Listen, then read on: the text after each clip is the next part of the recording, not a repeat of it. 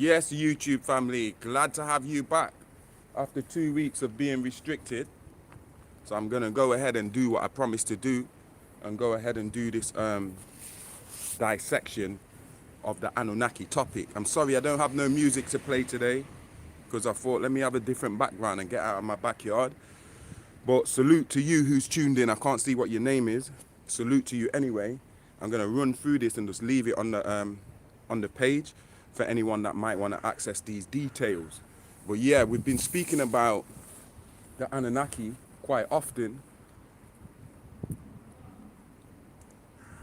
because of all the UFO themes, topics, conspiracies, discussions that have been going on since Donald Trump kind of made it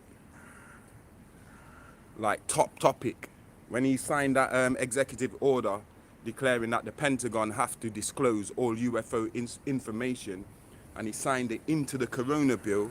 That should have given you a kind of heads up, like hold on, there's a connection here between all this alien shit and all of this scamdemic stuff that's going on. So with that being said, please excuse my smoke, but I asked the ancestors to give me permission to deliver this dissection, this message, this breakdown, and unpack it for the people. I asked that the ancestors to look past my flaws and remember me for the best of my deeds only and judge me by that, as unfair as that sounds. Yeah, and so let's go ahead and jump right into this. The Anunnaki dissected. My notes, I'm just gonna run through them. And like I said, if I got time at the end and you wanna put anything on the thread, if you wanna ask a question, if you wanna add something to the discussion that you think I might have missed or overlooked, or even if you think I've made a mistake, put it on the thread, man. We're all sharing notes here. Do you understand? I don't know more than you. You don't know more than me. We know what we know because we're supposed to know. And we're supposed to share. And you're here because of the oneness of all things in the collective consciousness. Okay? So yeah, I want to speak about, I want you to picture the UN and what the job of the UN is on Earth in preventing another World War II. The UN was invented because humans thought, okay, we need a way to prevent ever having another great war like we had. How much people died, how much lives were affected, how much the infrastructure of our world in forms of historical monuments and stuff were damaged, countries, economies, all of that type of stuff. The UN was created so that Earth would not have a World War III. Let's put it like that, okay? So when you think about the cosmos, the wider scheme of things, in the universe, there's also a UN type organization that is supposed to prevent the cosmos, these 19 galaxies, from ever having another two great major wars. Because like we had World War I and II on Earth and a number of minor wars underneath that, it's the same, so above, so below. So we've had two major wars in the cosmos, followed by a whole bunch of other wars over all types of issues, which is linked to fertility. All of the wars in your Bible and your Quran and your Torah and your Rig Veda and your Upanishads between gods and demons and angels and extraterrestrials, it's really all about fertility, okay? Because certain aliens are not fertile. They cannot reproduce like humans reproduce. A lot of aliens lost the ability to reproduce because they invested too heavily in technology, like what humans are doing right now. We're on the crossroads of that right now, okay? So two wars were fought in heaven. The first war was brought on us by way of insectoids or insect beings. And they show you this story in the Alien movies. The Alien movies which branched off into the spin-off, which is Prometheus. They are telling you the full story. And they're not even telling you the story once. They're telling you the story like 7, 8 times from different angles. So they can say that, okay, we told them they weren't paying attention. Remember, they have to tell us everything they've done or that they're doing in their revelation of the method. So they put it in the movies, right? So when they show you these alien movies, from Alien 1 to Alien 3 to Predator versus Aliens to friggin' Prometheus, they're showing you what happened in their story. You understand? A certain branch of aliens. Now that Prometheus story is covering the Muzungu, is covering how they came about, how they were drafted out of the Proteans, a race of black people with blonde hair and blue eyes, and that gene was extracted from the Proteans. Do you understand? And it was bred by the Alpha Draconians, yeah? So some of them have blonde hair, blue eyes. Some of them, their eyes are totally black. They don't have no pupils. Some of them have no hair at all. They have bald heads, like them tall whites that they're showing Prometheus. So they have different breedings of them, because this shit happened over thousands of years. They didn't just click their fingers and breed up these people. It was a long drawn out process of upgrading these beings, these recalcitrant beings that today we call Ashtar Command, or we call tall whites, or Aldebarans, Pleiadians, all of them names. That's them. It's talking about them. You understand? So what I want to say is the insectoids brought a first war. We got rid of them. We dealt with them. But after that war, the intergalactic federation was formed between the 19 galaxies. So you had our people, the black gods, the Riskians, you had insectoids, you had greys, you had tall whites, you had all of these different types of beings that some of them had grievances, yeah, because after the first war, certain constellations, certain galaxies were blew up. Their sun was blew up. And if you blow up somebody's sun or their star, they have to move. They can't live there no more. They become now a diaspora species, which means they have to find another place, another constellation that is supportive of their kind of life for them to live in. And that causes problems, because you might find somewhere that's nice for you to live in, but it's already got beings there, and you don't get on with them beings. So now it's led to a whole another different types of war, okay? So you got two galactic wars, and you got the Galactic Federation. Some people call it the Intergalactic Federation or Confederation of 19 galaxies, okay? So in this intergalactic confederation, there has to be a head, just like how there has to be a head of your government or the WHO or the European Union. So this concept of God, I'm gonna break this down for you based on the Anunnaki now. Give me a minute to light this.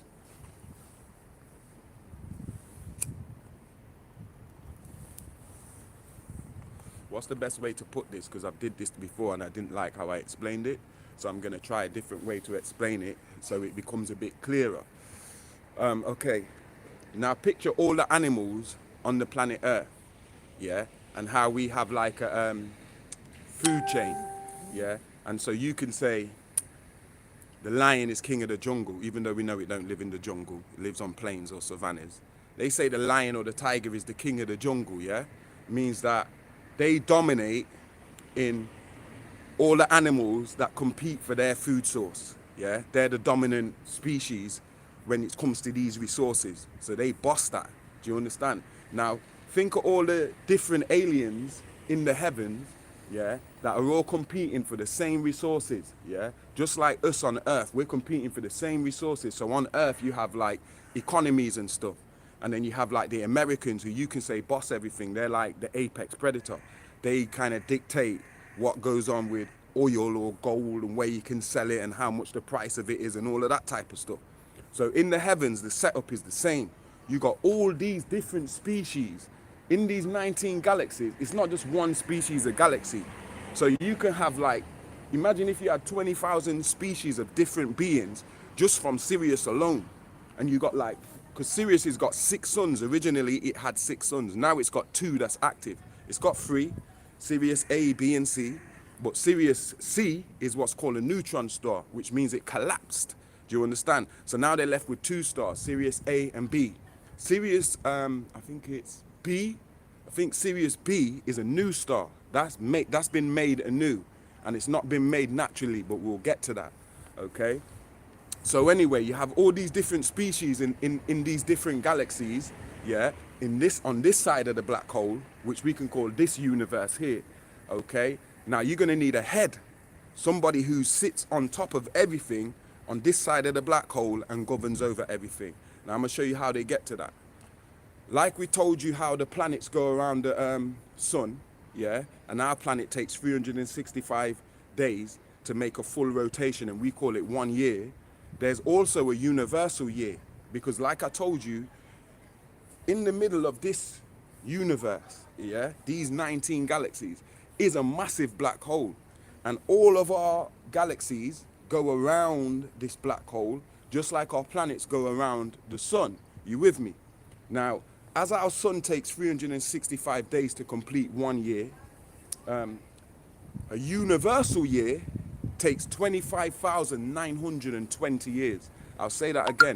25,920 years is one galactic year, or one universal cycle, okay? 25,920 years. That was known to the Olmecs and the Mayans and the Egyptians and the Sumerians and the Chaldeans as an arm. A-A-M. A-A-M, that's an arm. Do you understand? So that's 25,920 years. Once that happens 9 times, yeah? 9 times of a universal cycle, then you have what's called, well, what we can see as a competition. Because all of these species in the universe, and you can use the word Anunnaki to describe all of them, just like you can use the word human to describe black people, Asian people, mixed race people, Chinese people, Eskimo people, people from 3 million years ago, you understand? Or you can use that, it's a loose term, yeah? So now, after these 9 cycles, 9 times of the universe going around this black hole in the center, they have this great competition to determine who is the supreme being in the universe who shall inherit the scepter, inherit the throne, and become representative of the one mind, or the universal consciousness, or the all, Bar Kolum. Now, every cycle, we win it, meaning black people. This is not a racism thing. Every cycle in the universe, especially the last 9 cycles, our people have won it. Right now, sitting on the throne is a being called Razael, yeah? But we know him as Anu, because the seat that he sits on, that seat that you win, is called the seat of Anu, which means the heavenly one. Just like you have the seat of the prime minister. The prime minister is not a person. The prime minister is a seat, or the president. You can have, let's stick with the president, Ronald Reagan. And then when he goes, you can have George Bush. And then when George Bush goes, it can become someone like Clinton. And then it can become Bush's son, George Bush Jr. Then it can become Barack Obama. Then it becomes Donald Trump. Then it becomes G.I. Joe Biden. Do you understand what I'm saying? So it's a seat. It's not necessarily the person. So when we have these cycles in the galactic universe, somebody has to occupy that seat. That seat is named the Most High. Do you understand? Someone has to sit on that and become representative of the Most High. And that means it's the Most High's job. When you have all these Star Wars and stuff and planets being blown up and diaspora species, it's the job of the Most High to govern the universe now. So if people are warring, or if planets are being blown up, the Most High now has got to come and troubleshoot this. He's got to come and find a new home for these beings, whether they're disagreeable or agreeable.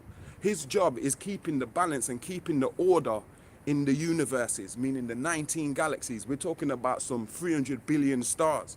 And one star could have numerous planets around it and numerous species around it, okay? So just like it's the job of the prime minister to sort out the country, or the president to sort out any problems that are going on in the country, it's the same with the Most High.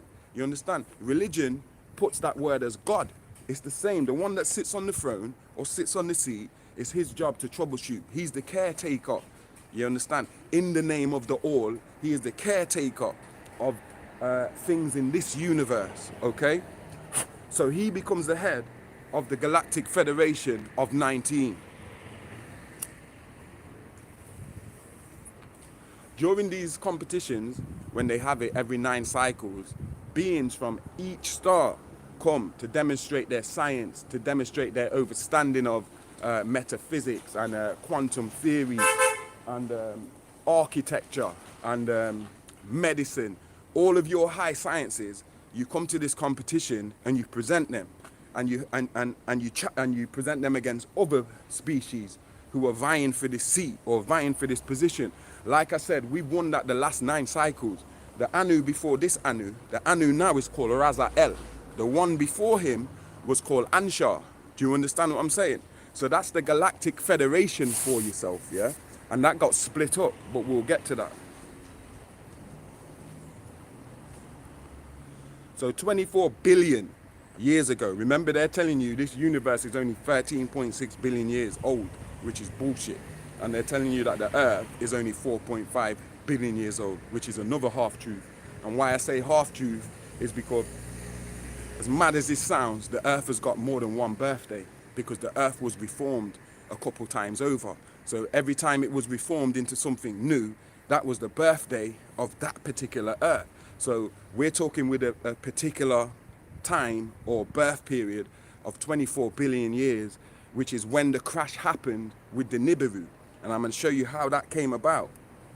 The Nibiru, on one of its courses, was originally on an orbit of 25,920 years, like I told you, a galactic cycle, because the Nibiru has to go through the whole service, the whole entire galaxy. And what I wanted to say as well, the Nibiru is not one craft. The Nibiru is a fleet. And the first fleet was made something like 66 billion years ago. So there's about, I think there's 9 of them now that is going around in our area of the cosmos. It's not one Nibiru, it's a fleet. Nibiru is a fleet. Do you understand what I'm saying? But the original Nibiru that came through in this side of the solar system 24 billion years ago, its original orbit was 25,920 years, which got changed to 3,600 years, which is called a sham. It got changed from an arm, 25,920 years, to a sham. Yeah, hold on, to a shah, not sham, to a shah, one shah, 3,600 years, going by Sumerian tablets. Okay, the reason why it got changed, why it got lessened, is because once they had caused the destruction in this area of the solar system, because they brushed off Venus. One of their satellites brushed off Venus and killed a lot of the beings on Venus, caused electrical storm, yeah, and pretty damaged Venus pretty badly. And another crash happened when one of the satellites smashed directly into a planet that was where the asteroid belt is, that was called the planet Vulcan, or the planet Maldek. And they put this shit in Star Wars and Star Trek for you, Vulcans and Maldek and all this shit.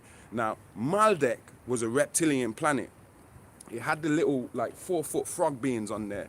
Not greys, different than greys. They're called troglodytes or Maldekians. And these were reptilian, 4-foot being, frog-like people. And they're very aggressive. They live underground. They're not nice beings. They'll tear your ass up. Do you understand? And it also had the bigger reptilians that we're familiar with in form of the Draco and stuff, because the Alpha Draconians, they don't come from the Dracos constellation. They had to go there after their planet Maldek was destroyed by the Nibiru. And that's why they have such a beef with them Anunnakis, with the Rizkians, because they felt like, hold on, y'all mashed up our planet. They thought like it was an act of war. They didn't see it as no mistake. They launched crafts out to battle the Nibiru, to fight Nibiru. They launched out crafts called the Ninga Fleet, yeah, with these same 4-foot frog beings. You understand? Ninja Turtles, they put a lot of this symbolism in the Ninja Turtles. If you take that shell off, you're talking with them same fucking troglodytes who live underground, who are ninjas. They were called the Ninga Fleet. They were the warriors. Do you understand what I'm saying? And they followed Nibiru, trying to chase the Nibiru until the Nibiru activated its force field and neutralized all their crafts. So 3 of the crafts they sent back to Iluin to notify the other Rizkian elders that, hold on, there's a big accident that's happened. We're fighting these reptoid beings, so we want to inform home base, back home. So they sent 3 of these crafts home to give the message. 4 of the crafts they trapped in their atmosphere, which became Nibiru's 4 of Nibiru's satellites, what you call the 4 winds. One of them smashed into the Earth. This Earth was called Tiamat 24 billion years ago, which means maiden of life, and it was 3 times the size of what the Earth is now. And it wasn't tilted 23 degrees on its axis, so we have these seasons and have to add on 5 extra days on the year and all that shit. We had a perfect circle of 360. The Earth was upright. Do you understand? It had various different beings from various different constellations that was living on here, and also using this planet as a kind of like shopping planet, like an Amazon.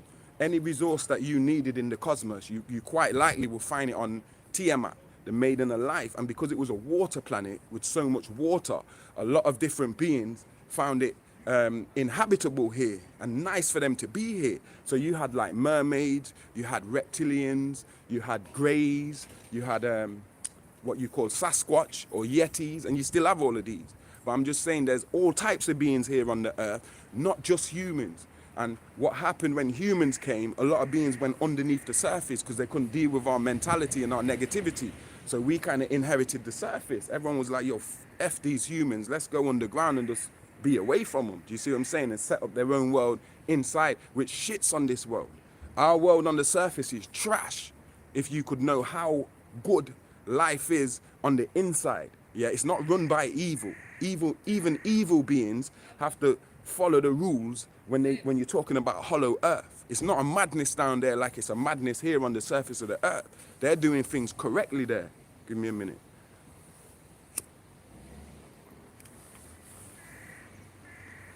So after the first war in the heavens, when this galactic federation was founded, yeah, after thousands of years, another war happened. The other war that happened, the second war, and these two wars are spoken of in Revelation chapter 12, verses 7 to 9, when it says, and there was a great war in heaven, and it's talking about the old serpent.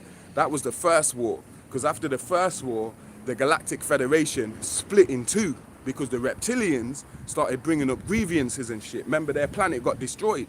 And so, as far as they was concerned, they wanted more of a stake in this Project Blue Rock, because this project, this Earth, was used to start a project by these aliens called Project Blue Rock, which means all of them, Anu, the Most High, ordered that all of them that lost their planets will have new planets built for them, will have new constellations built for them. Yeah, and yes, they call God the architect because God builds constellation. Anu, when you get that position, you have the power with that scepter to build constellations at will. You can build new suns, just like we let off a nuclear bomb. They can let off a nuclear type bomb in space, these higher beings, and create a black hole, which creates a sun. And then once that sun is created, they create planets also, just like they create crafts, UFOs and stuff, and sell them to other species. This is your Most High, Anu. They have their own business where they build worlds, build suns, build planets, and build crafts, and they sell them. You can buy yourself a planet. You can buy yourself a mothership. You can buy yourself a craft. Just like down here, you can go Toyota and buy yourself a car. You can buy yourself a house. You can buy stuff. So it's the same, as above, so below. When you're dealing with the extraterrestrial beings, the Most High Anu and his family, they had a business on risk where they build high advanced technology, crafts, energy technology, electromagnetic technology that can work outside of solid, liquid, and gas. They have other states of, they recognize other states of being. Us down here on Earth, we only can see solid, liquid, gas. There's only 3 states of existence. But when it comes to these beings, they go beyond solid, liquid, and gas. You understand? They have technology that goes beyond solid and liquid and gas. So the Most High in them, they build planets, they build stars, they build all that kind of stuff. So the reptilians now, after their planet was smashed up, they were making orders. They're trying to make orders about what they want and stuff. And then they also wanted their head, who was named Tarnush, or whose name's Shakar, or whose name's Humbaba, yeah? They wanted him to be the commander of Anu's fleets, you understand? But Anu never chose him. Anu chose who your Bible calls Michael, or who the Babylonians call Marduk, or who the Egyptians call Amun-Ra. So they made Amun-Ra or Marduk or Michael the leader of Anu's fleets when it comes to fighting these insectoids and stuff. So Tarnush and the reptilians took that kind of like a diss. It was like, nah, this is some bullshit. So to cut a long story short, they ended up breaking off from the Federation, and they set up on their self, the reptilians, what's called the Galactic Republic. They show you this in Star Wars too. So on the Galactic Republic, they have their own Galactic Federation with their own agenda, with their own set of rules, and they're fighting against the original Galactic Federation of Life, which is Anu and them, which is the 19 different alien bloodlines, 23 different alien bloodlines from the 19 galaxies. That's why when it gets to humans, you have 23 chromosomes, because each one of them alien groups gave humans, contributed one of their chromosomes to Project Blue Rock, to the humans. So this planet works as kind of like a DNA database. So all of these different species have their DNA archived here on this planet. They have their people here on this planet. That's why this planet is one of the unique planets, because we've got all these different life forms here. Certain planets you go to, they've only got 1-2 species. Like, you understand what I'm saying? They ain't got like black, white, Asian, mixed race, Eskimos, all these different types of people. They don't have it. But because these 23 different types of aliens came to contribute their bloodline to this Project Blue Rock, then obviously all their people are stored here on Earth, from black to the white. Do you understand what I'm saying? So the Alpha Draconians, after they split off and made their galactic republic, they were left out of the shit. Another thing that they feel grievance for. They were left out of this Project Blue Rock. So they feel like, yo, we need to hijack this shit. We're not being left out. Fuck this. They mashed up our planet. Do you understand? Now we have to go to Draco, some dead star, and live there, because that's the only place that's going to support us. We can't be on Earth because we're the bad guys, so we can't have nothing our way. So they got left with this dump yard, which is the stars of the south, or in the constellation called Draco. That's why today they're known as Dracons, or Alpha Draconians, or dragons, the dragon race, Draculas. That comes from the word Draco. Do you understand what I'm saying? And it's funny that black people are killing each other, talking about these new guns called Dracos. If you hear all these trap rappers talking about, yo, I take out the Draco and murk a man, and like Young Dolph got shot with Dracos and stuff. It's mad how the word for it, Draco, is the word for this demiurge. But anyway, like I said, they split and made their own galactic republic after the First War. And the leader of their galactic republic was not the devil, but his father. And his father's name was Tarnush. Do you understand what I'm saying? Now, in my man's time, Tarnush's time, when he made this galactic republic, he thought, yo, we're going to use war. You understand? And the way that they did it is there's a like exchange program. Once the Galactic Federation was formed, just like you have in college campuses and university and stuff, they have exchange programs where you Earthlings, we're going to take 50 of you Earthlings to Orion, to one star Vega in Orion, around one of the planets, let's say Heliopolis, yeah, which is in the Orion constellation. And you can come and learn about the Orions and live time on the planet, learn about how this planet works and stuff. We was doing exchange programs so that we could learn about each other and shit. And the reptilians used that for their advantage. They was like, listen, we're going to break off and form our own shit. But listen, let's act like we're friends, innit? So let's use an exchange program so we can go into the home of the gods, Ilyuin. Yeah, that's in the Lyra constellation. Yeah, and it's based around 3 suns called Utu, Apsu, and Shamash. You understand what I'm saying? It's in Lyra. Yeah. So anyway, these reptilians arrive in Lyra now, going on like everything's all good. They got 3 continents on the planet Risk, which is the main planet out of 19 planets in that 19th galaxy. Yeah, because each planet has a different family of Anu on there that he had to mix with as his job, like healing all these wars and making peace treaties. Peace treaties in the galactic cosmos don't come in the form, the form of paper all the time. Sometimes a galactic treaty involves you sending me one of your females and I'll send you one of my females, and we'll have a mix, and then that being now is both our family. So it don't make sense me and you fighting no more, because now we're both family through this being. And this being can be the go-between between us. Like if we ever have a fallout or disagreements, this being is like the ambassador now. He's going to go between these 2 camps, because both of these camps are his family. And he's going to be able to stop these 2 camps from ever going to war again. So you get beings like Enki, who is not a full Riskian. His mum is an Alpha Draconian queen. Because with the war with the Alpha Draconians, when we beat them the first time, obviously we want them to have a treaty. Yo, send us one of your Draconian queens, rude boy. So they sent over who's called Id. The Muslims use that for one of their festivals, Eid. Yeah, Id. She was a Vulcan or an Alpha Draconian. And let me tell you something about a reptilian. Reptilians who were created by Mother Hubbard, who's Anu's sister, and she created these beings to go against the other Anu, the Anu before Razael. So the Anu before the previous one, who was Anshar, yeah, before he came off the throne, because the war really started in his time. Mother Hubbard and Alalu, Anu's brother, they started scheming against the next Anu, saying, yo, let's just take this over, because they felt like on that last, remember I told you they have a competition to see who's the supreme being. A lot of the reptilians and Alalu, Anu's brother, felt like Anu cheated to win that. He didn't cheat, he won. His planet that he built, Uranus, yeah, the planet of Anu, was better than Alalu's planet, which is Neptune. Yeah, and so he won the competition. Like I said, these guys are building planets and stars. The last two out of them thousands of competitors was actually Anu and his brother.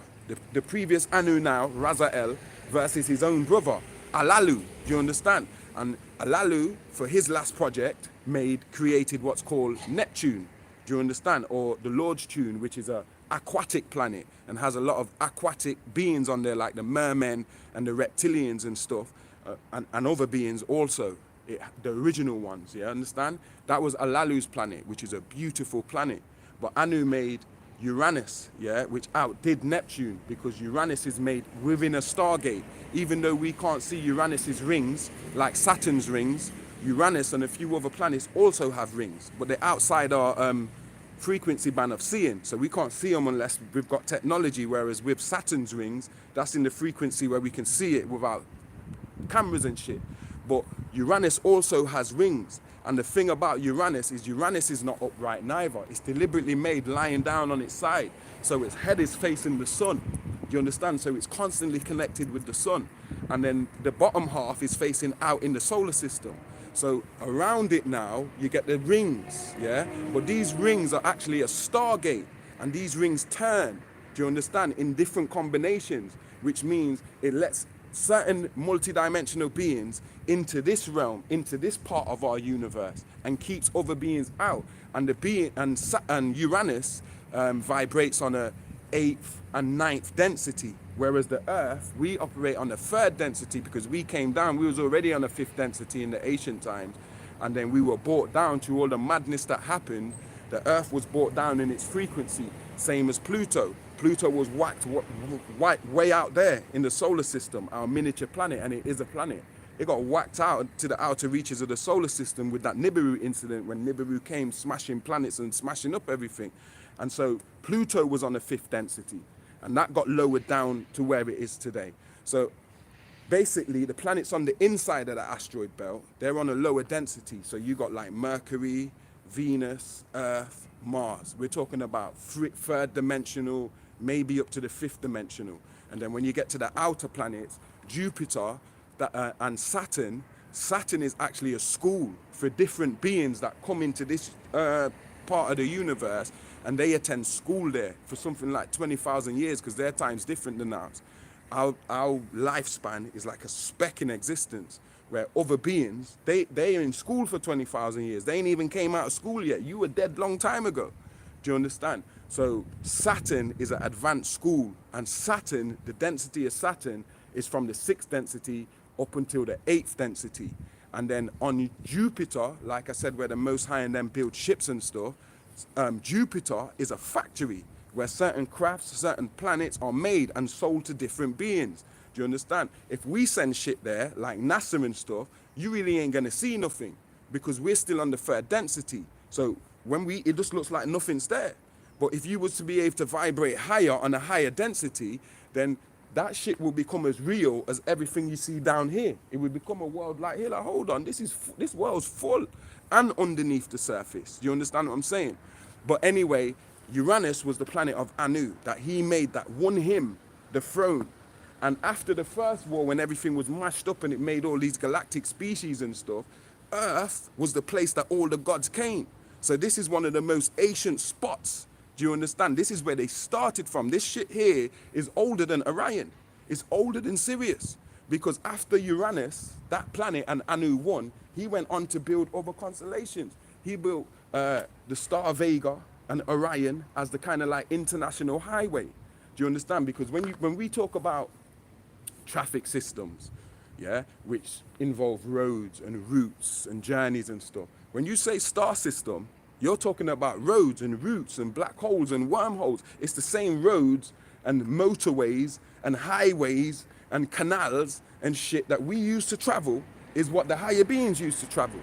You understand? It's just that you're trapped in a false time, in this minute speck of existence, so you can't understand FLT, which is faster than light travel, or light years. You can't even make 1 light year. Do you understand? The distance to the next galaxy, let's say Andromeda, that's like 12 light years. Put it this way, light years is based on the speed and distance light travels in 1 year. The speed of light is 186,272 feet per second. 186,272 feet or miles per second. Yeah? And light travels 6 trillion miles in 1 year, going at that speed. So if you can travel faster than 186,272 miles per second, then you break this, the time barrier, which means you transcend time, which means you understand, hold on, time is it's just like a trap. It's not really real. So once you can go past the speed of light, then a trip like from here to Venus will probably take 5 minutes. Do you understand that? It will probably take 5 minutes for you to travel from here in your craft to Venus. Do you understand what I'm saying? But for us humans, that's a madness. Yeah? But anyway, Anu now started building different worlds and different stars for all of these diaspora species that was causing problems and having wars with other beings. So like, let's take the reptilians, for example. Draco was built for them. Yeah? And then you have, like I said, Orion was kind of like the international stop-off point. It's like, what can I call it? You know, when you're on a long journey and they have the, what's it called? The stop-off point where you can get refreshments, you can learn about where you're going. It's kind of like the stop-off point for all beings. So you've got schools there, you've got museums there, all types of beings there, right there in Orion. The planet Vega was built for, or Vega, that was built for the tree beings or the vegan beings. And vegans on Earth, the word vegan comes from the star Vega because it's like a botanical garden there. You got trees that are like me and you, that have arms and have legs and that walk, tree beings. And there's more tree beings in this cosmic universe than human beings. Do you understand what I'm saying? They're everywhere and there's all types of them. There's carnivorous ones, disagreeable ones that eat humans and shit.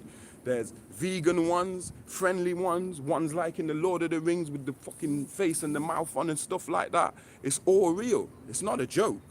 Do you understand? So Anu, the Most High, who is Razael, he started building all of these different worlds to house different species who had lost their star systems and became diaspora species. And like I said, all of these species have their DNA logged on Earth. Like, so the birds, they have beings that are their cousins or their relatives that look like me and you with arms, legs, but they got bird heads and they got wings and shit. They got tree beings. The dogs here, they have cousins who are dog beings or werewolf beings. Sounds like a joke, right? But this is what we were locked off from when our planet was put in quarantine, when the Muzungu came out the caves and the reptilians came with the invasion, the Archon takeover. This planet had to be put into quarantine as to why most people can't have this discussion about aliens and stuff. A lot of people still in 2022 will think that aliens is some kind of joke thing. Or they say, okay, flat earth cancels it all out and all of that kind of stuff. But this shit is real, man, that I'm giving you here. And I'm just here to inform you. So I said I'm going to come and break this Anunnaki thing down for you, right? So yeah, the Most High is known as the Great Architect. Not just for nothing. I've just given you the jewels as to why the Most High is known as Anu in Kemet. Yeah, the city of Anu, or Heliopolis to the Greeks. The real name is the city of Anu. So Anu is known in Kemet, in the Nile Valley. And his first people were the little people, 4-foot people called the Twa, or the Anu people, who were metaphysical people and the mothers and fathers of all human beings on this planet Earth. Yeah, the first beings that came from this Twa man was who you call the Khoisan, or the Sans people in South Africa. Do you understand what I'm saying? And then all Homo sapiens came out of them people. You see what I'm saying? So your Most High is a master builder that builds planets and builds crafts and sells to various different beings in the universe. Some of these beings use this shit for disagreeableness. They end up using this shit for disagreeableness. Some of this technology is stolen.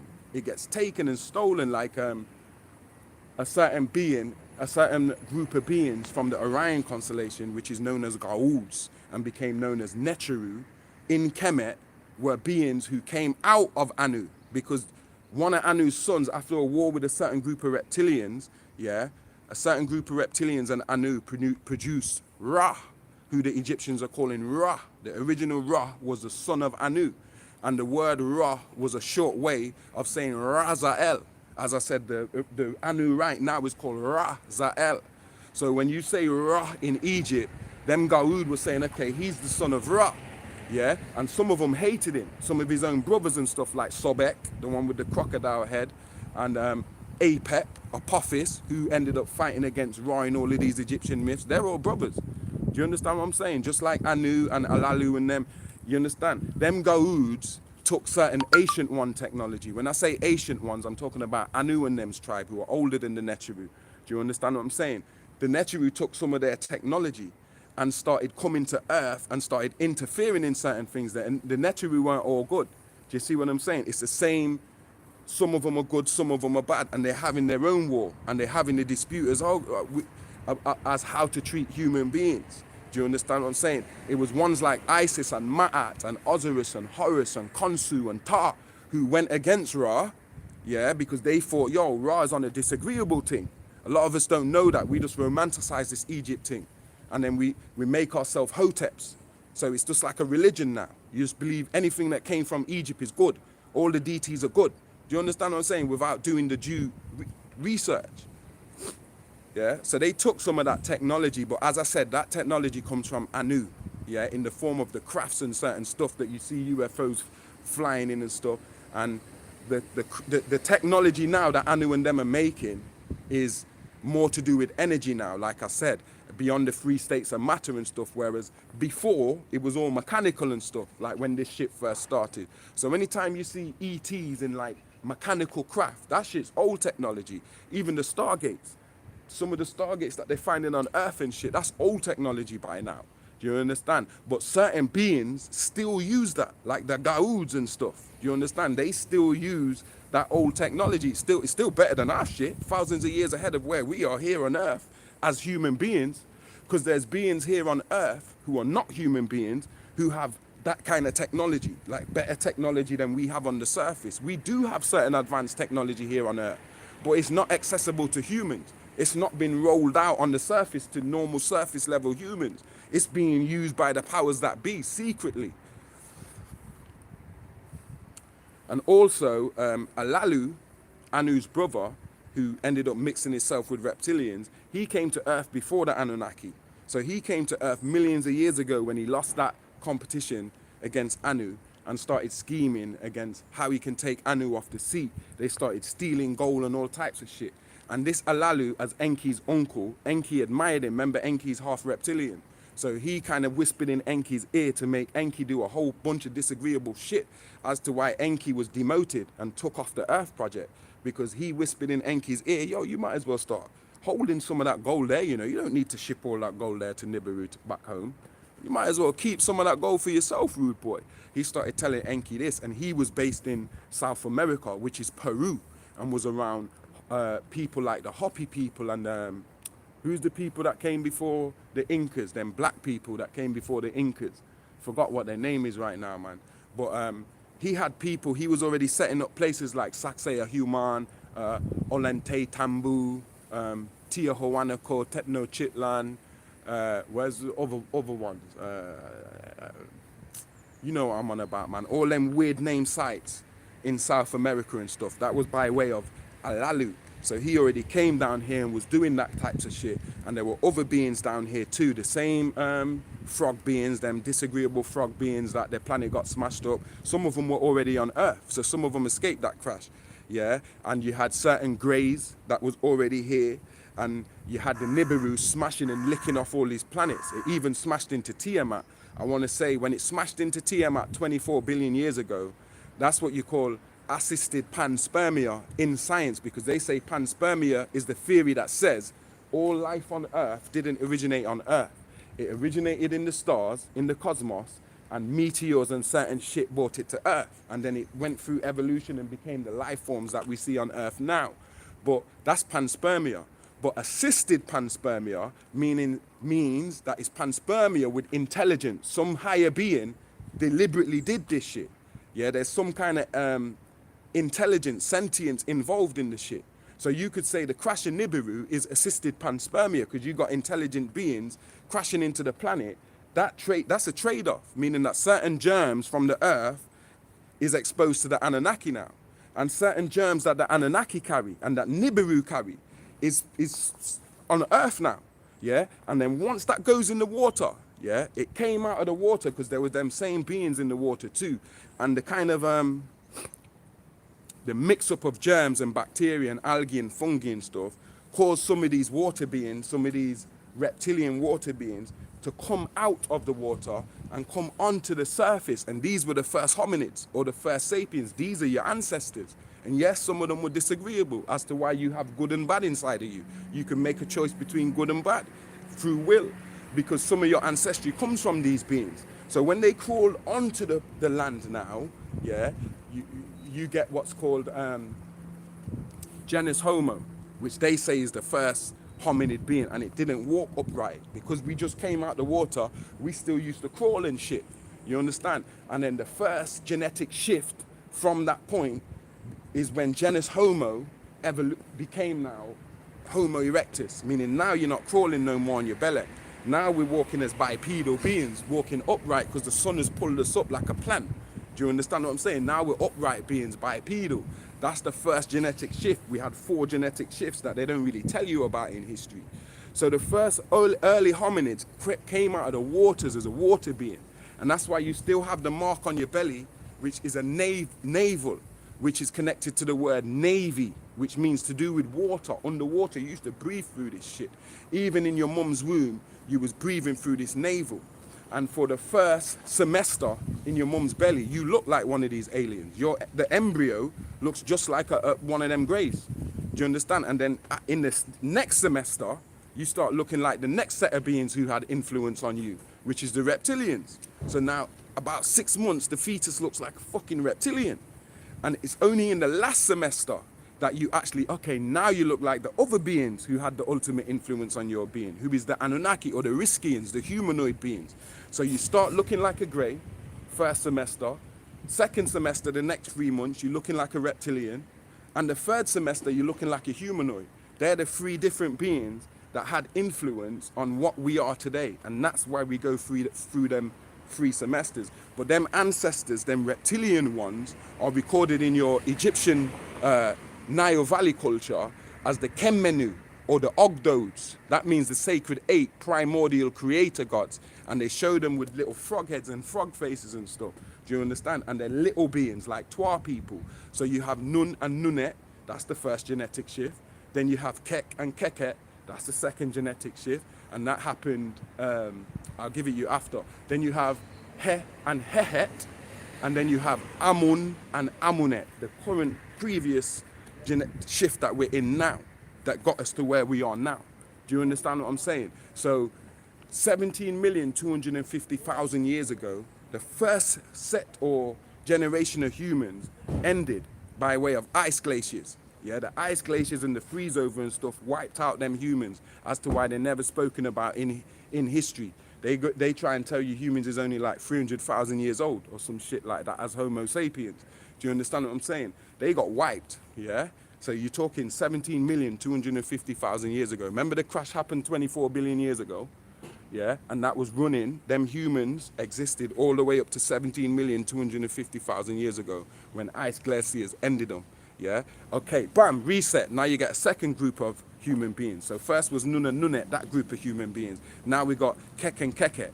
They ended 2,250,000 years ago by way of meteor showers. Meteor showers wiped out that race of humans. Yeah, reset. Now you have another race of humans, Kek and Keket. Or did I say that already? Well, Kek and Keket, or either Het and Hehet. You have another race of human beings now. We know the ice caps melted and they was wiped out by way of a flood. Yeah, that's the third reset. So now we're coming to the end of the third reset. The third reset. So now we're in the 4th cycle, which is Amun and Amunet.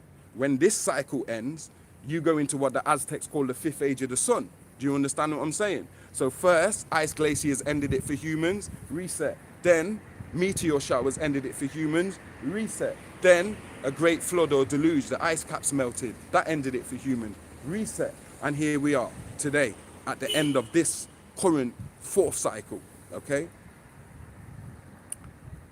So yeah, and the reason why 17,250,000 years ago is significant is because I'm not going to go through it now. You can find other lives on here where I broke down the cycles for you, where I tell you about sun cycles and lunar cycles and cycles within cycles. When 17,250,000 years ago was the end of a solar cycle, when the Leviathan is released from the sun. So this is not a biblical myth. Leviathan, according to our ancestors, was when the sun changes from being a magnetic sun, electromagnetic sun, and changes just into the electric sun, because it's electromagnetics. The sun spends a certain cycle as a magnetic sun, and then it shifts into an electrical sun. And these shifts influence different cycles. So you have golden sun periods and you have silver moon periods. When that silver moon period came in 17,250,000 years ago, that led to what's called evolution, or the death of the universe. Because just like us, the universes are the biggest beings in creation. Just like a human being has to grow from a baby and hit your peak, and then you start going backwards till you go back to baby stage. Some of them old people can't even hold their shit or they piss. You have to wipe. They ask for them and that because you've gone back. You're now regressing. You're in what's called evolution, a regression. They tell you evolution is progression, but that's a lie. Evolution is the death of the God self. When now you become you're not God self no more. Now you become a mortal being. So now you regress backwards. Yeah. For them, that's their start. But for you, that's regression. And that started 17,250,000 years ago in the form of certain kind of evas and certain thing, what we call the moon mist that comes out of the sun. So now everything in creation is changed. Like before the moon mist, we didn't have no predators, like animal predators that eat other animals, and carnivorous plants that eat animals and eat other plants and stuff. All that shit came from the moon mist. And picture it like nuclear fallout. Like if a nuclear bomb went off now and you see the mushroom go up, everything in a certain radius is poisoned now. The air's poisoned, the water's poisoned, yeah? The food is poisoned. So when the moon mist eminences come out of the sun, these Leviathan mists come out of the sun, now everything in this that it touches is adapted, it's poisoned, it's turned into something other than it. You have mutations taking place as to why you have simians, which led to Neanderthals, Tamahu and all of that types of shit. Because now the universe is in its death. It's going to its death. Do you understand what I'm saying? Which is a process. So you have these 6 Eva eminences, and that's the beginning of evolution in the simian story, or the cave people story, the Neanderthal story, as to over them 17 million years and all the madness and unsanctioned actions that went on, it led to the creation of what's called the Muzungu, or today we call them Tamahu, yeah? We'll just keep it in our language so we don't get censored. And you can see that in the simian palm. Like even Meghan Markle, people might think she's a black woman, she's got a simian palm. A simian palm, you've got one line that goes across your hand, like straight across, which is a monkey thing. And proves that, yo, hold on, you come from apes or you come from monkeys. So there's a lot of people on earth, if you know how to read their palm, you can say, hold on, your ancestry is a monkey thing. You come from the lairs, because the lairs were the intelligent monkeys. And that word lair, became today Lord. That's why they call these politicians, oh, Lord this and Lord that. When you go to court and stuff, you dress them as Lord and all that shit there. It comes from the lairs, the intelligent monkeys. And they showed you that part of their story in Planet of the Apes. That's their fucking story. It's real. It's not a joke. These monkeys used to speak. They used to live in temples and shit. The Hindus used to worship them. One of them's called Hanuman, where they show you this dude. Monkey, intelligent monkey, one of their gods. Yeah? And also, that's where the word monk comes from. When you're dealing with like certain Shaolin monks and Tibetan monks and Buddhist monks, them lairs was the intelligent monkeys, which now became the word monk and the word Lord. And they show you that shit in Planet of the Apes, and they show you that more than once too. You understand? So evolution is regression. It's not progression when you're dealing with Anunnaki seed. We're Anunnaki seed. We're not inside Darwinism as black people. We go back 76 trillion years. This DNA in this form that we're in now, even though we did evolve into this form on Earth, This DNA is Asian. We're from a different, much older evolutionary cycle than the one on this earth that involves simians. Because all non-African people have a simian ancestry. African people's ancestry does not come from Africa, or it doesn't come from America. It comes from the stars. We are not from here. Do you understand what I'm saying? Okay.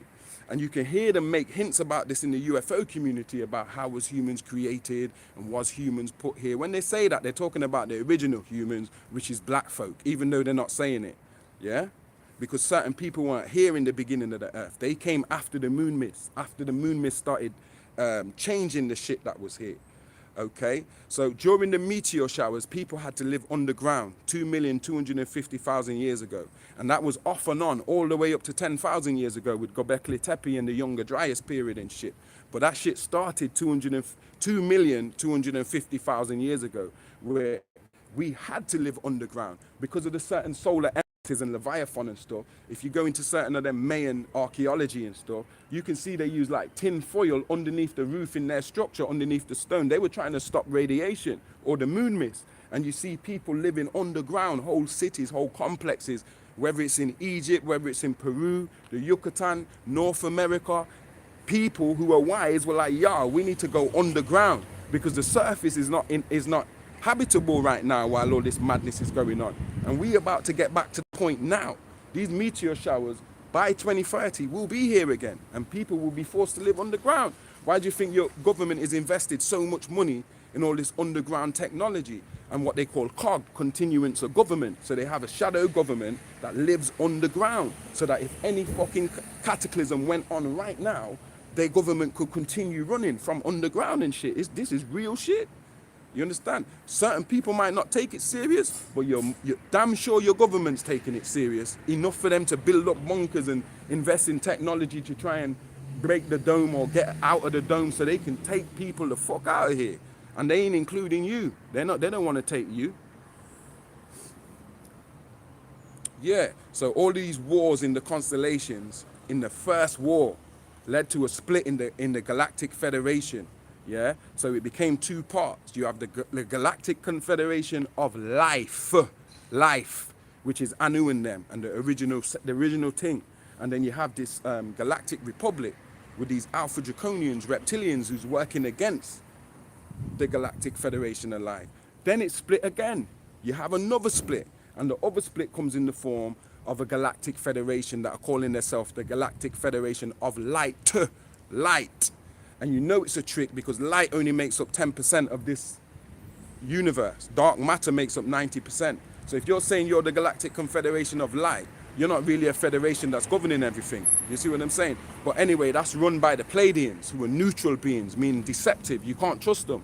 Not even the reptilians will make deals with them and trust them, because it's like, hold on, these man, you don't even know whether they're coming or going. They're just on a deception thing. And Zeus is the leader of that fake federation, the Galactic Federation of Light, that you see all over YouTube with these blonde-haired, blue-eyed beings, and the dude on there calling himself Chiron, and he also calls himself Sananda, yeah, because he knows the word Sananda is linked with Jesus. They'll even tell you his name's Jesus and shit, and that he's the matriarch and all of this stuff. Them guys there cannot be trusted. You don't want to be listening to them guys giving you the misinformation about Trump and them are going to arrest all the child sex traffickers and all you have to do is sit on your ass at home. That's them, mate. And back in ancient days, the Greeks used to call him Zeus. He is fucking Zeus. And he's the one who's responsible for coming up with this spiritual war weapon that you know today is Jesus, the ghost god. Do you understand? And also, he's responsible for introducing to your governments the formula for crack cocaine. Do you understand? So you got the Galactic Confederation of Life, Anu and them. You got the Galactic Federation Republic, the Galactic Republic, the reptilians. And you've got this offshoot calling themselves the Federation of Light, which is made up of this Ashtar command who are avatars. And they were made by the reptilians, but it backfired on them. So now they don't even want to do no deals with these Ashtar command. They drafted that Ashtar command and them Aldebarans out of, like I told you, a group of black people called the Procyon, who had the blonde hair and blue eyes, and who had the, sometimes it's blonde, sometimes it's orangish, yeah? But they were the original Centaurians who came from the Centaurian constellation. They had a civil war among themselves. yeah? And the ones that lost the war, they got off from the Centaurian constellation and went to Procyon to find another constellation to do their own thing. The stars in Procyon, the way they function, it messed with the melanin in these beings and produced so much tyrosine, that's a chemical you can track on Earth, tyrosine, that it turned their hair blonde, it turned their eyes blue. A lot of them was having blonde hair and blue eyes. And the reptilians drafted that gene out of them to graft these pale beings, the first pale beings in the whole cosmos before Tamahu here. And these were what you call Aldebarans and tall whites, and they put them on Earth first. You understand? These men were living on Earth and shit. They feel like this is their planet too. Do you understand what I'm saying? So that's Ashtar Command, yeah, with this, you'll see it all over YouTube, this Galactic Federation shit, giving out all this, oh, yo, this is what's going to happen in the update for this week, and they're talking about the QAnon thing, and fucking Trump is still president, and all of that madness is them, yeah? And the Dogon tie into this, because a lot of them beings, when the Sirius star, when their star messed up, and they came to Earth, some of them were agreeable, like some of the agreeable greys came to Earth, and the reptilians were eating them and breeding them and mixing with them and stuff. So the reptilians chased them here to this Earth. You understand, the Nomos. And so when they came down to Earth, the good beings, they used to come up among the Dogon and teach the Dogon and stuff. I'm talking the greys, not the reptilians. Yeah. So when the reptilians came here, they was like, yo, you Dogon need to tell us where these little motherfuckers is, because we eat these dudes. If you tell us where they are, we'll give you some different knowledge too. Knowledge about Sirius A and Sirius B and stuff. And the Sigitoro, what they call Sirius Sigitoro. And they got the science of the Po in Dogon science, which goes into Sirius A, B, and C. Sirius C is a neutron star, which means if you could take a handful of the material that makes up Sirius C, yeah, the material in your hand will be heavier than this whole Earth. That's how dense that fucking material is that makes up Sirius C.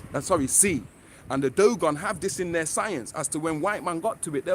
When white man now with their technology study that star, say, let's see if these Dogon are chatting shit, man, because we ain't know about no Sirius A, no Sirius A, B. These are the smallest star in the sky, Sirius B. You can't even see the shit without a telescope. So they invented a telescope and had a look and, yo, that shit exists. How did the Dogon know that? The Dogon said, yo, these Nomos told us this thousands of years ago, rude boy. It's in our shit. Do you understand what I'm saying? And also Sirius C, which is a neutron star with that heavy matter.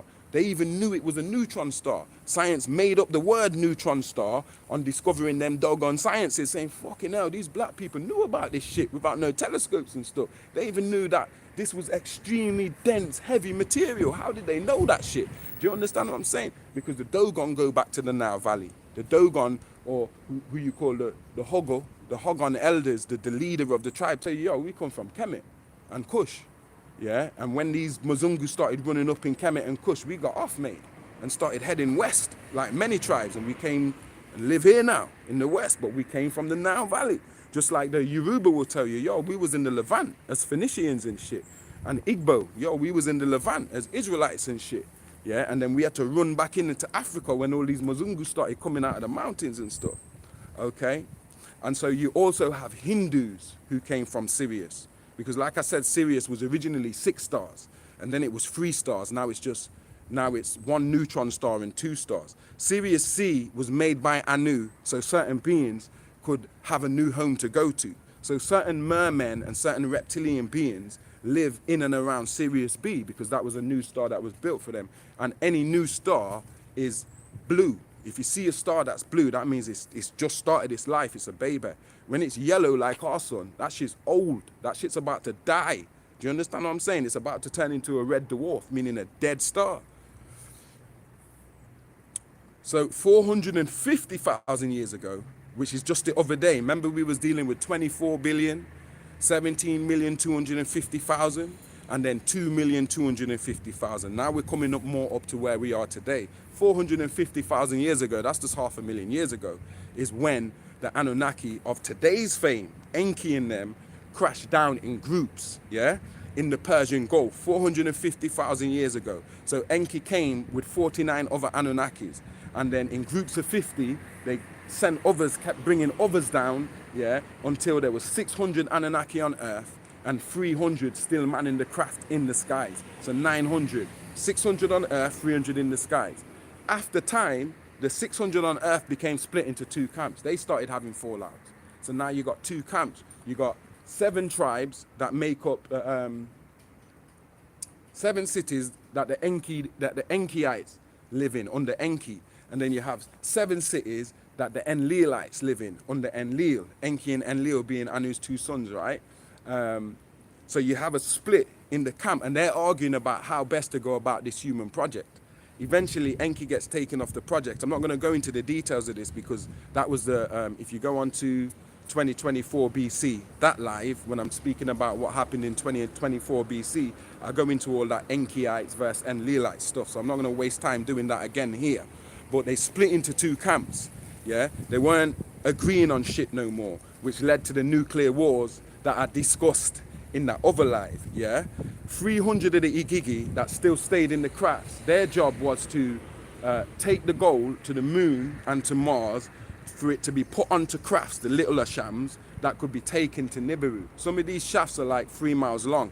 Some of these shafts are like, you know, the cigar-shaped crafts that is like dump trucks. They take a whole lot of resources back to the motherships, and you see them looking like cigars. You can see them all over the UFO industry. And then they have also the ones that look like crowns. They're just like crown-shaped shams. And they have other types of crafts that were, but the Igigi, their base was on Mars. So Mars had life, just like they're telling you now, there's pyramids on Mars and there's this on Mars. Mars still has life now and has different types of beings on Mars right now. Yeah, even animals, because you got parallel evolution going on in this whole neck of the woods. So if we got tigers here, they got tigers up, their version of tigers up there. If we got trees down here, they got their version of trees on Venus, which are made out of granite and go to 1,000 feet tall and stuff. Yeah, you go to Pluto, they got their version of it. You go to Uranus, they got their version of lion and tigers and ducks and geese. And every planet has black people on there. The native people on Neptune, if you was to go to Neptune or you was to go to Venus, you find people like you. I mean the natives. And the natives call everyone else tourists. Just like on Venus, you have the 4-foot Twa people and you have the 7-foot Watusi people. And when our shadow government sent their group of beings up to Venus to go and have a look on Venus, when the natives encountered these Tamahu, they killed them on sight. That's how they feel about Tamahu. Because they got the same Aldebaran, tall white reptilians fucking up their planet on Venus, just like we have down here on Earth. But the natives on Venus, they still live off the Earth. They're not having a bar of it. Us down here, we're assimilated. We became Negropeans, we got put into slavery and shit. Them niggas never got put into no slavery up there. They still fighting the beast. And that's how they feel about them. If they see you, they gonna kill you on sight as a Mzungu. They ain't gonna ask you where you come from, or what you're doing here, none of that shit. They just gonna kill you on sight. That's how they feel about this whole shit, because this is a war going on. Do you understand what I'm saying? So yeah, on Mars, they have a group of Anunnaki that was called the Igigi that wasn't supposed to come to Earth. And then reading the text 12,000 years ago, between 11 and 12,000 years ago, when you're reading your Genesis 6, verses 1 to 7, and it's talking about Nephilim, the fallen angels who came down and they bred with the daughters of men, it's talking about this unsanctioned group from Mars, this Igigi, who wasn't supposed to come down here. And these beings who came down here, when I say the Anunnaki, they weren't all black beings. Some of them were pale people like tall whites and Aldebarans and all that kind of shit. And they came down here and they raped Nile Valley women. They took women from the Nile Valley and raped them, the small women, yeah? And they produced hybrids, what we're calling today, in today's language, Nephilim. Do you understand? So these Nephilim now became known as mighty men, or the men of renown, or classical heroes to the Greeks, or demigods, people like Nimrod, people like Gilgamesh, people like King Atana.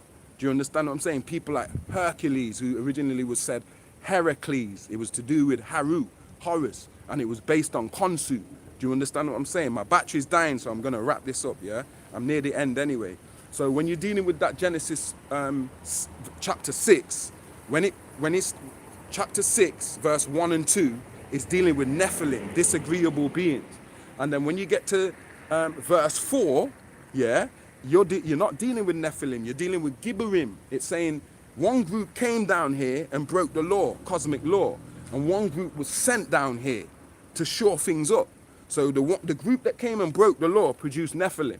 The group that came to uphold the law produced Gibberim, like classical heroes, men of renowned demigods that were agreeable, benevolent, good beings. Do you understand? And it put giants on the earth. Let me speed up, my battery's dying.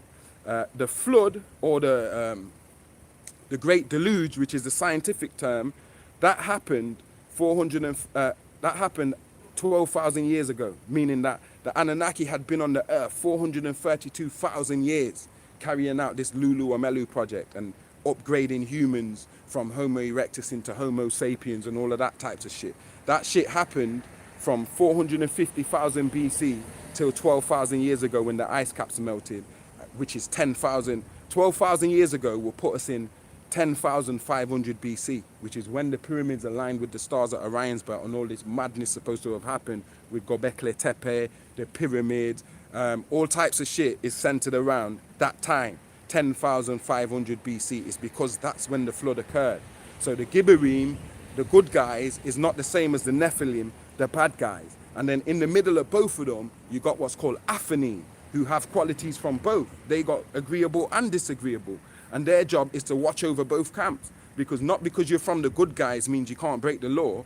If you break the law, you're gonna be like pulled in the tribunal, just like here you get put in international courts.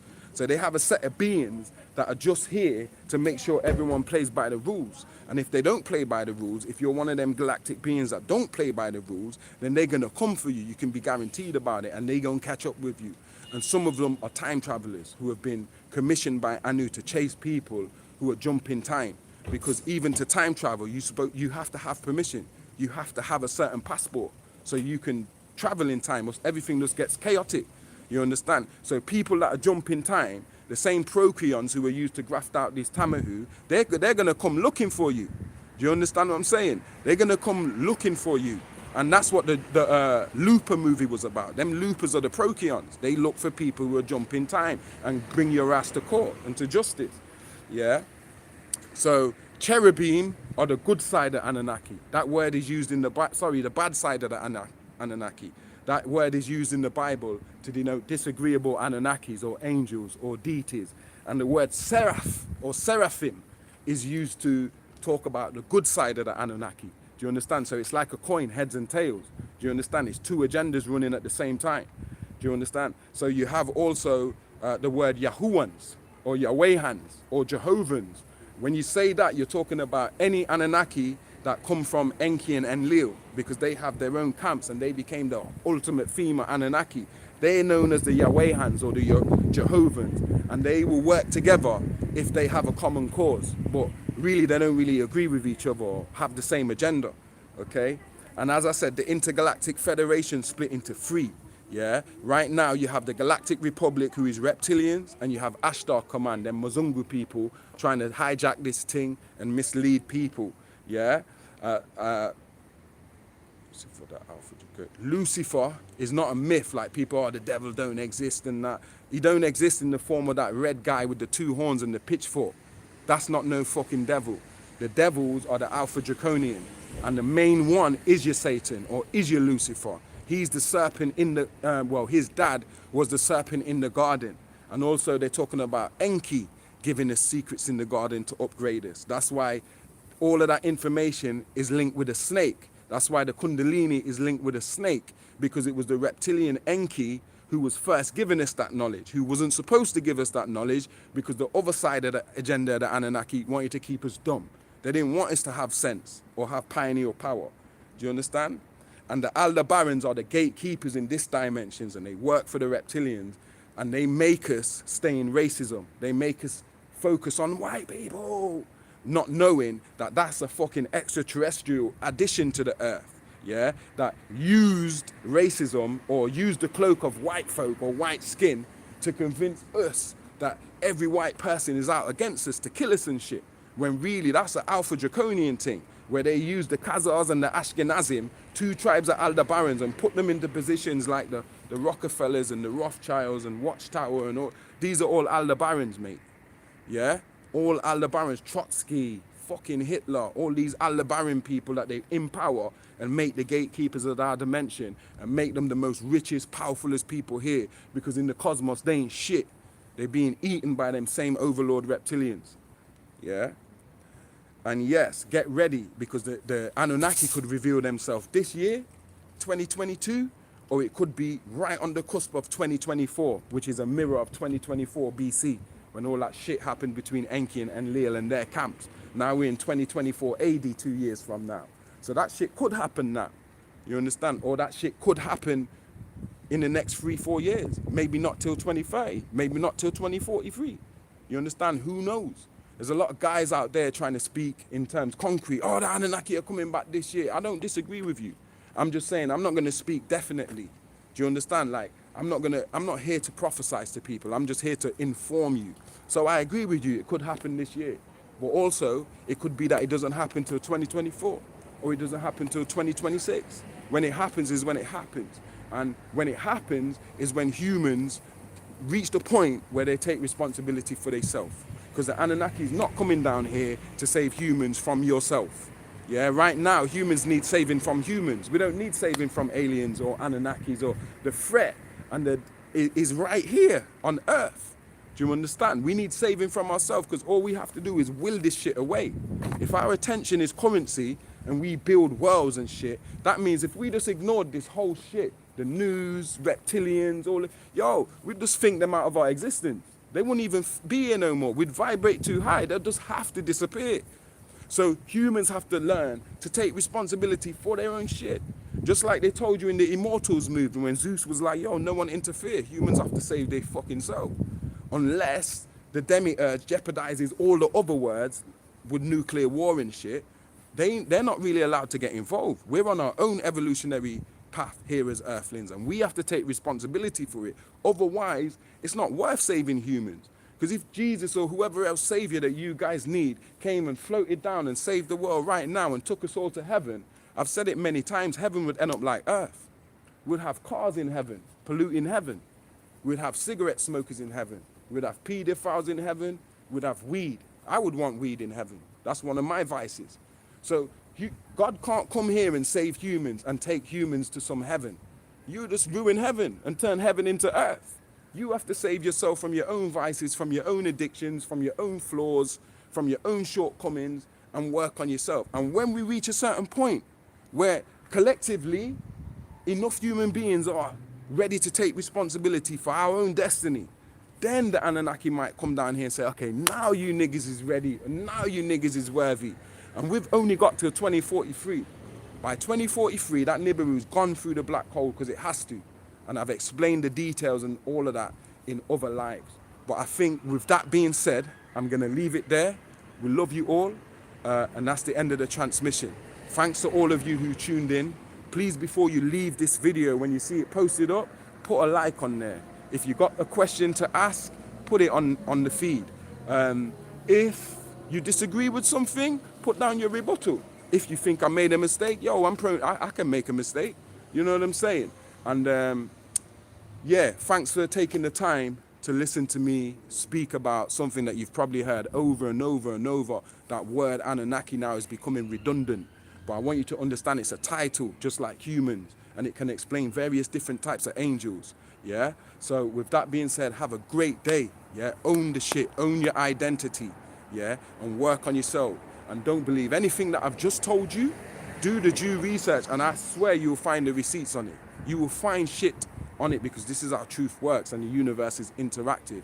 Yo, peace and namastu, Hotep.